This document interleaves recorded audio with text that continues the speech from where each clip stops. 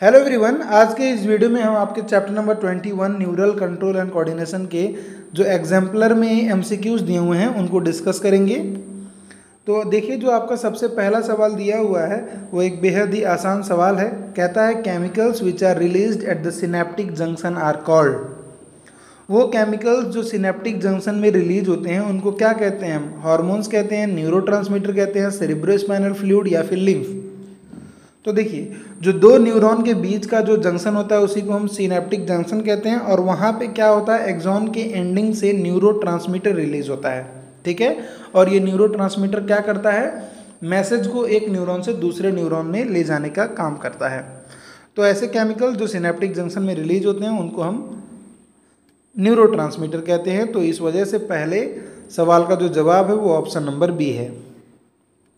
अब देखिए question number 2 क्या कहता है, potential difference across resting membrane is negative. बिल्कुल सही बात है। जो पोटेंशियल मेम्ब्रेन होता है, रेस्टिंग पोटेंशियल मेम्ब्रेन, वो नेगेटिव होता है। कितना नेगेटिव? -70 मिली वोल्ट होता है। वो रेस्टिंग मेम्ब्रेन जो पोटेंशियल होता है वो -70 मिली वोल्ट होता है। ये कहता है कि this is due to differential distribution of the following ion. ये किन आयंस के डिफरेंशियल डिस्ट्रीब्यूशन के वजह से होता है? तो देखिए ऑप्शन दिए हुए हैं, sodium potassium, carbonate, chloride, calcium magnesium, calcium and chloride. Answer सबको पता चल गया होगा, पर फिर भी मैं बता देता हूँ। देखिए, जो मेम्ब्रेन होता है यहाँ पे क्या होता है, अंदर की तरफ नेगेटिव चार्ज और बाहर की तरफ पॉजिटिव चार्ज होते हैं। ये क्यों होते हैं? ये सोडियम और पोटेशियम पंप जो यहाँ पे प्रेजेंट होते हैं उनके वजह से होते हैं। ये सोडियम पोटेशियम पंप क्या करता है, बाहर के तरफ 3 सोडियम भेजने का काम करता है। 3 सोडियम बाहर भेजेगा और जबकि उसके बजाय सिर्फ 2 ही दो पोटेशियम अंदर भेजता है। 3 सोडियम आउट एंड 2 पोटेशियम इन। तो इसके वजह से बाहर थोड़ा पॉजिटिव ज़्यादा हो जाता है और अंदर फॉस्फेट वगैरह की चीज़ें ज़्यादा रहती हैं, तो उस वजह से अंदर नेगेटिव हो जाता है। तो आप क्या कहेंगे? आप ये कहेंगे कि ये जो रेस्टिंग मेम्ब्रेन पोटेंशियल है ये मेंटेन होता है सोडियम पोटेशियम पंप के द्वारा, यानी सोडियम और पोटेशियम आयन के द्वारा। तो सोडियम और पोटेशियम, ऑप्शन नंबर ए वही सही जवाब है। अब यही सेम सवाल पूछता है, resting membrane potential is maintain by, तो आयन पंप कहेंगे ना आप। सोडियम पोटेशियम पंप क्या है? आयन के पंप हैं, ठीक है। तो ऑप्शन नंबर सी इसका सही जवाब है, ना कि हार्मोन या न्यूरोट्रांसमीटर। ऐसा कुछ नहीं है, वो आयन पंप्स की वजह से रेस्टिंग मेम्ब्रेन पोटेंशियल मेंटेन होता है। तो देखिए अगला क्वेश्चन नंबर 4 क्या कहता है, the function of our visceral organ is controlled by. Visceral organ यानी हमारे इंटरनल ऑर्गन जो कि इनवॉलंटरी नेचर के होते हैं।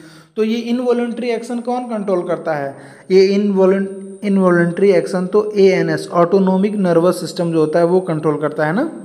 और ANS में 2 पार्ट होते हैं, आप जानते हैं कौन से? सिंपैथेटिक नर्वस सिस्टम और पैरासिम्पैथेटिक नर्वस सिस्टम।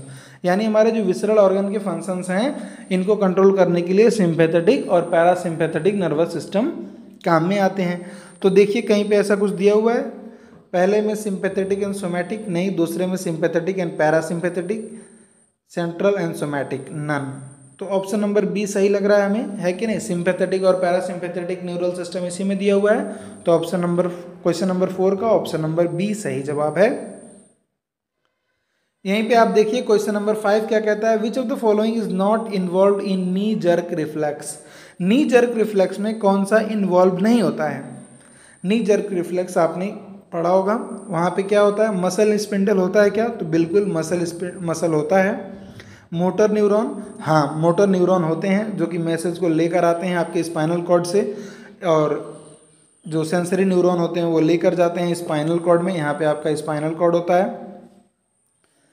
और ब्रेन एक्चुअली नी जर्क रिफ्लेक्स में इन्वॉल्व नहीं होता है, यही पूछ रहा था, यानी यही सही ऑप्शन है। बाकी इंटर न्यूरॉन तो होते हैं ना, सेंसरी और मोटर को कनेक्ट करने के लिए बीच में इंटर न्यूरॉन भी प्रेजेंट होते हैं।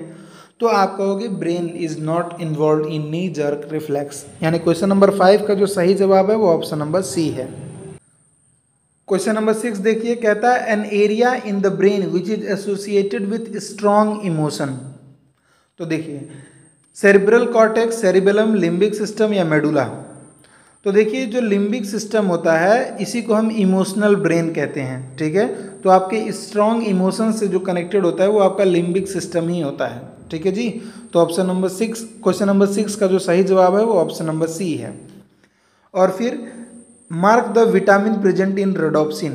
तो देखिए जो रोडोप्सिन में विटामिन होता है वो कौन सा विटामिन होता है? Vitamin A. ठीक है, तो 7 का ए सही जवाब है। Question number 8, human eyeball consist of 3 layer and it encloses. Human eyeball में 3 लेयर होता है, बिल्कुल सही। सबसे आउटर की तरफ क्या होता है? स्क्लेरा, उसके अंदर क्या होता है? कोरोइड, और उसके अंदर क्या होता है? रेटिना। और आगे जाकर यही स्क्लेरा क्या बना देता है? आपका कॉर्निया बना देता है। ऐसा कुछ हमने पढ़ा है ना। तो देखिए क्या कह रहा है कि ये जो 3 लेयर्स होते हैं ये किस चीज़ को इनक्लोज करते हैं? क्या ये यहाँ पे देखिए पहला ऑप्शन जो दिया हुआ था वो दिया हुआ है लेंस, आइरिस, ऑप्टिक नर्व। तो देखिए लेंस को तो इनक्लोज करते हैं, पर क्या ये जो ऑप्टिक नर्व दिया हुआ है उसको इनक्लोज करते हैं क्या? नहीं। ऑप्टिक नर्व तो आपके आई से बाहर निकल रहा होता है कि नहीं? आई बॉल से बाहर निकल रहा होता है। तो ऑप्टिक नर्व को तो आपके जो आई बॉल के लेयर्स हैं वो उसको इनक्लोज नहीं करते।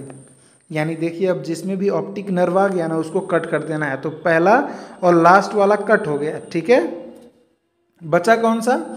एक कॉर्निया। देखिए कॉर्निया, यहाँ पे कॉर्निया तो आउटर लेयर का ही पार्ट है ना।